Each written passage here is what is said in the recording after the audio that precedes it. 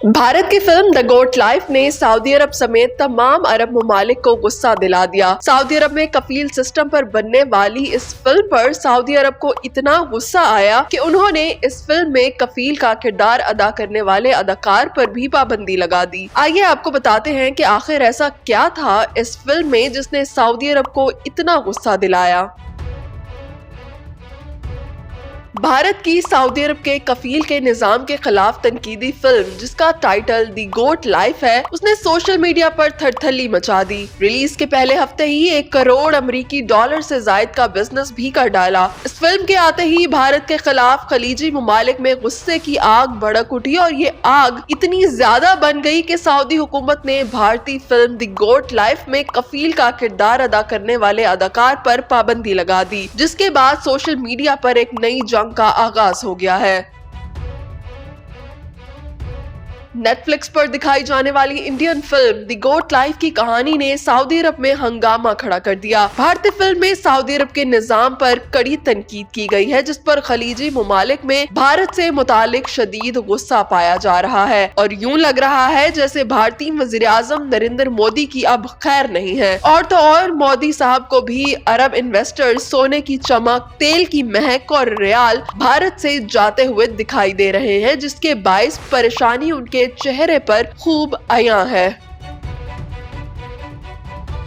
दी गोट life Benjamin के 2008 के novel आदियो जवेथम पर मबनी है, जो नजीब मोहम्मद की हकीकी जिंदगी की कहानी से मुतासिर है। पहले एक नावल कहानी से मुतासिर होकर लिखा गया और फिर इस नावल से मुतासिर होकर ये फिल्म बनाई गई। 3 घंटे की ये फिल्म इतनी कामयाब रही कि रिलीज के पहले हफ्ते में दुनिया भर में 870 मिलियन रुपए यानी 1 करोड़ अमेरिकी डॉलर से ज्यादा का बिजनेस किया। इस फिल्म में मरकजी किरदार पृथ्वीराज सुकुमारन अदा किया है। दीगर अहम किरदार KR गोकुल, तालिबुल बलोशी, अमाला पाल और जिमी जेन लुइस ने निभाए हैं। फिल्म की कहानी इसी नाम के एक शख्स नजीब की हकीकी जिंदगी की आजमाइशों से मुतासिर होकर बनाई गई है, जो सन 1990 की दहाई में सऊदी अरब पहुंचा था और फिर इसे अगवा कर लिया गया। 2 साल बाद वो किसी तरह फरार होने में कामयाब हुए। फिल्म में नजीब दुनिया से अलग थलग अपने मालिक और उसके जानवरों के साथ एक सख्त तपते सहरा में तन्हा रहता है, जहां से करीबी सड़क मीलों के फासले पर वाक़या है।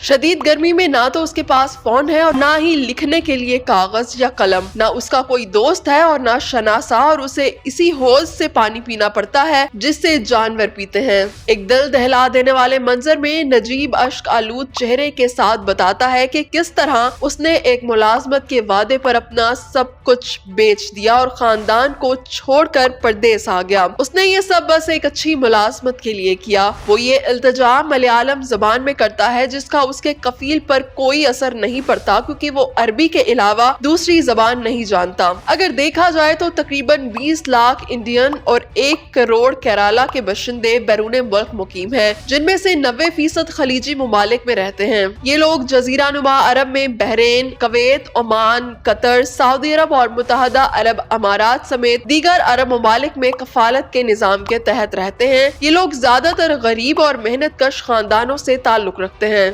कफालत का ये निजाम कफील या स्पॉन्सर को उनकी रिहाइश और नकलो हरकत पर मुकम्मल कंट्रोल देता है और शायद इसी वजह से वो बदसलूकी और इस्तेहसाल का शिकार हो जाते हैं। लेकिन अगर तस्वीर का दूसरा रुख देखें तो बाहर ममालिक में काम करने वाले लोगों के जरिए अपने मुल्क भेजी जाने वाली रकम को रेमिटेंस कहा जाता है। आपको जानकर हैरत होगी कि सबसे ज्यादा रेमिटेंस यानी पूरी दुनिया का 12% से भी ज्यादा सिर्फ हिंदुस्तान में भेजा जाता है। इससे भी ज्यादा दिलचस्प बात यह है कि इस मजमूई रकम का सबसे बड़ा हिस्सा खलीजी ममालिक बिलखुसूस अमारात, सऊदी अरब और कुवैत से होता है। हर साल सिर्फ सऊदीया से हिंदुस्तान 12 बिलियन डॉलर से भी ज्यादा रकम भेजी जाती है। ये आदादो शुमार यहाँ जिक्र करने का वाहिद मकसद ये बताना है कि लाखों जिंदगियों की बेहतरी के साथ साथ मुल्क की मईशत पर भी इस मुल्क का कितना बड़ा किरदार है। फिल्म साजों को शायद इस बात का इल्म था कि उनकी कहानी सऊदी अरब में मुमकिना तौर पर तनाज़े का बायस बन सकती है और इसीलिए हिदायतकार ने फिल्म के आगाज में एक बयान दिखाया है कि फिल्म का मकसद किसी मुल्क, लोगों, मुआशरे या नस्ल को ठेस पहुंचाना नहीं है।